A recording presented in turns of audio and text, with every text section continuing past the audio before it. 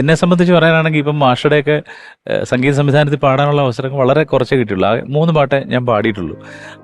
പക്ഷെ അതിനേക്കാൾ കൂടുതൽ ഞാൻ മാഷെ ബഹുമാനിക്കുന്നതും ഇഷ്ടപ്പെടുന്നതും എന്നും മനസ്സിൽ ഓർക്കുന്നതിന് കാരണം, നമ്മൾ എവിടെ പോയാലും ഏത് പരിപാടിക്ക് പോയാലും മാഷയുടെ ഒരു പാട്ട് പാടാതെ ഒരു ഗാനമേള കംപ്ലീറ്റ് ആവാറില്ല. എവിടെ പോയി ഏത് രാജ്യത്ത് പോയാലും എവിടെ ഏത് പ്രോഗ്രാമിന് പോയാലും രവീന്ദ്രൻ മാഷയുടെ ഒരു പാട്ടുകളൊരു സെഷൻ ഉണ്ടാവും.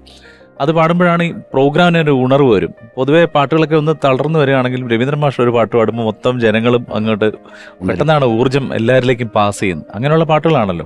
അപ്പോൾ അതുകൊണ്ട് ആ പാട്ടുകളുടെ പേരിൽ എപ്പോഴും മാഷോടൊരു നന്ദി നമുക്ക് മനസ്സിലുണ്ട്. കാര്യം ഒരു ഗുരുസ്ഥാനത്ത് മനസ്സിൽ ആലോചിച്ചുകൊണ്ടാണ് ഓരോ പരിപാടികൾക്കും നമ്മൾ. ഒരു പാട്ടുകാരൻ പാട്ടറിയാവുന്നവനാണെന്ന് ജനങ്ങളെ ബോധിപ്പിക്കേണ്ട ഉത്തരവാദിത്വം അവനുണ്ടെങ്കിൽ ഒരു പാട്ട് രവീന്ദ്രൻ മാഷ് പാടണം. പലപ്പോഴും അങ്ങനെ വരാറുണ്ട്, സംഭവിക്കാൻ ബാധ്യതയുണ്ട്. പിന്നെ ഈ പറഞ്ഞ പോലെ, നേരത്തെ പറഞ്ഞ പോലെ മാഷുമായിട്ടുള്ള ബന്ധം പോലെ തന്നെ മാഷ് ജീവിച്ചിരുന്ന കാലം മുതൽ ഇന്ന് വരേക്കും ശോഭചേച്ചിയായിട്ടുള്ള ഒരു ബന്ധം എന്ന് പറയുന്നത് ഒരു കുടുംബ ബന്ധമാണ്. അപ്പോൾ ഈ അന്ന് കൂടെ വർക്ക് ചെയ്ത എല്ലാവരോടും സഹകരിച്ചെന്ന് പറഞ്ഞ പോലെ ഞങ്ങളെപ്പോലെ വളരെ ജൂനിയർ ആയിട്ടുള്ള മാഷ കൂടെ അധികം ഒന്നും സഹകരിക്കാൻ ഭാഗ്യം കിട്ടിയിട്ടില്ലാത്തവർക്ക് കിട്ടുന്ന ഒരു പുണ്യമാണ് ആ കുടുംബമായിട്ട് ഇപ്പോൾ ഇങ്ങനെ ഒരു സഹവാസവും സ്നേഹവും എന്നും കാത്തുസൂക്ഷിക്കാൻ കഴിയുന്നു എന്നുള്ളത്. തീർച്ചയായിട്ടും ഇതുമായിട്ട് ബാക്കി പറയാൻ അത് നന്നായി. ഞാൻ ഉദ്ദേശിച്ചൊരു സാധനത്തിൻ്റെ ഒരു രീതിയാണ് പറഞ്ഞത്. കാര്യം ഇപ്പോൾ ഇത്രയും നേരവും രവീന്ദ്രൻ മാഷ് സന്തോഷത്തിൻ്റെ സംഗീതമായിട്ട് നമ്മുടെ ലൈവായിട്ട് നിൽക്കുകയായിരുന്നു. ഇത് കഴിയുമല്ലോ. ഇത് കഴിയുമ്പോഴത്തേക്കാണ് നമുക്ക് എന്തൊരു, പക്ഷേ ഇതിനകത്തുള്ള ഗുണം എന്ന് വെച്ചാൽ ഈ പഞ്ചസാരയും ഉപ്പും വെള്ളത്തിലിട്ട് കഴിഞ്ഞാൽ അത് അലിഞ്ഞ് കാണാണ്ടാകുമ്പോഴും അതിൻ്റെ രുചി നമ്മളിലുണ്ടാവും. അതുപോലെയാണ് മാഷിൻ്റെ. പക്ഷെ അങ്ങനെ പോകുമ്പോഴും ഒരു പരമാർത്ഥമുണ്ട്. ഇടശ്ശേരി പറഞ്ഞിരിക്കുന്ന പോലെ, ഇടയ്ക്ക് കണ്ണീരുപ്പ് പുരട്ടാതെ എന്തിന് ജീവിത പലഹാരം. എപ്പോഴും അല്ല, ഈ വേർപാടപ്പം അങ്ങനെ തോന്നുന്നത്. അപ്പോഴും ഒക്കെ നമുക്ക് ഉപ്പുണ്ടായേ പറ്റൂ. കൈതപ്രസാദിനെ നമ്മൾ എല്ലായ്പ്പോഴും ചിരിച്ചിട്ട് മാത്രമേ കണ്ടിട്ടുള്ളൂ വർഷങ്ങളോളം. അദ്ദേഹത്തെ ഒരിക്കൽ പോലും ഒരു ഡള്ളായിട്ടോ അല്ലെങ്കിൽ സങ്കടപ്പെടുന്ന മുഖം കണ്ടിട്ടില്ല.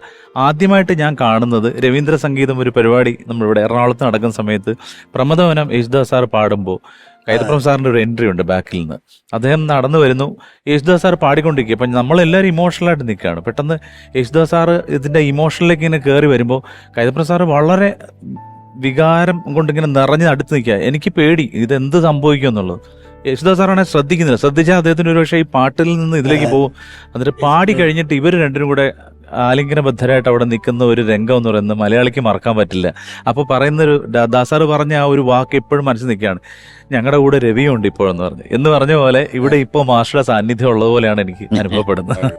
മകൻ സംഗീത സംവിധാനം ചെയ്യുന്നുണ്ട് സിനിമകൾക്ക്. അവരുടെ വിശേഷങ്ങളൊന്ന് പറയൂ.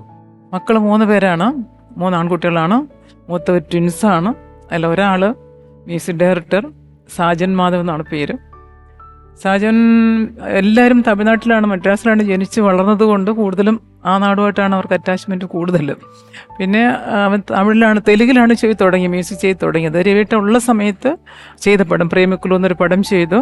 അന്ന് 3 പാട്ട് മാഷ് കേട്ടായിരുന്നു. പിന്നെ മാഷിനെ കേൾക്കാൻ പറ്റില്ല. പിന്നെ തമിഴിൽ കുറേ പടം ചെയ്തിട്ടുണ്ട്. മലയാളത്തിൽ ചെയ്തത് യക്ഷിയും ഞാനും എന്നൊരു പടം ആണ് ചെയ്തത്. പിന്നെ ഈ ഇടയ്ക്കൊരു മൃദുഭാവേ ദൃഢകൃത്യ എന്നൊരു പടം ഷാജുൻ കരിയാലിന്റെ. മലയാളത്തിലെ സിനിമയിൽ വൃന്ദാവനമുണ്ടോ? പിന്നെ നല്ല തിരുമേനിയാണ് തിരുമേനി എഴുതിയത്. അങ്ങനെ ചെയ്തിട്ടുണ്ട്.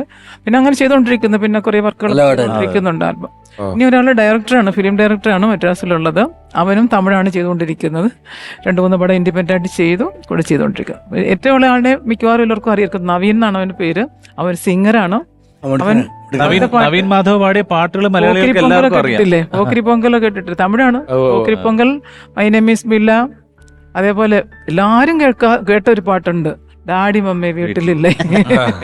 അത് കേൾക്കാത്ത ആരും ഇല്ല. അങ്ങനെ കുറേ 100-150 പാട്ട് അവൻ തമിഴിൽ പാടിയതാ. അങ്ങനെ 3 പേരും ഫീൽഡിൽ തന്നെയാണ് ഉള്ളത്. ഞാൻ നേരത്തെ പറഞ്ഞതുപോലെ നമ്മൾ പറഞ്ഞാലും തീരില്ല. ഇനിയും ഒരുപാട് പറയാൻ ബാക്കിയുണ്ടാവും. ആ ബാക്കി ആളുകൾ കണ്ടുപിടിക്കും. ആ കണ്ടുപിടിക്കലുകളും വീണ്ടും വീണ്ടുമുള്ള ഓർമ്മകളാണ്, ഓർമ്മപ്പെടുത്തലുകളാണ്. ആ ഓർമ്മകൾ ഈണങ്ങളായും വരികളായും സിനിമയുടെ സീനുകളായും പാട്ടായും എല്ലാം നമ്മളോടൊപ്പം, മലയാളിയോടൊപ്പം, മലയാളിയുടെ ജീവശ്വാസം പോലെ എന്നും ഒപ്പമുണ്ടാകും. എല്ലാവരുടെയും സാന്നിധ്യത്തിന് ഓർമ്മയിലെന്നും എന്ന ഈ പരിപാടിയുടെ പേരിൽ ഹൃദയപൂർവ്വം നന്ദി അറിയിക്കുന്നു. ആലോം സൈൻ ചെയ്യാം.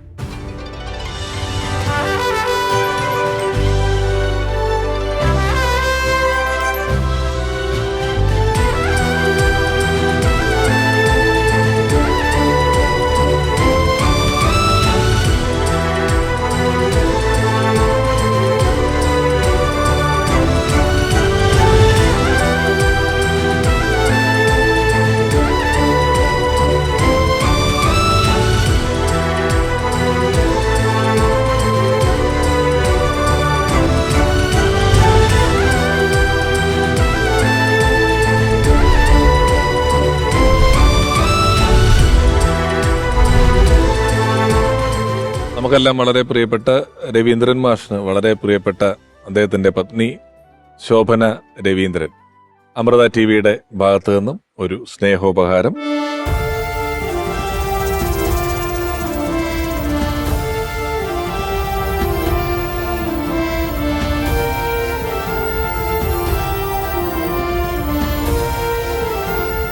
ആത്മാവിന്റെ പുസ്തകത്താളിൽ ഒളിപ്പിച്ചു വെച്ച മയിൽപീലി തുണ്ടുകൾ പോലെയുള്ള ഓർമ്മകളിലൂടെയുള്ള ഒരു യാത്രയായിരുന്നു ഇന്നത്തെ അധ്യായവും.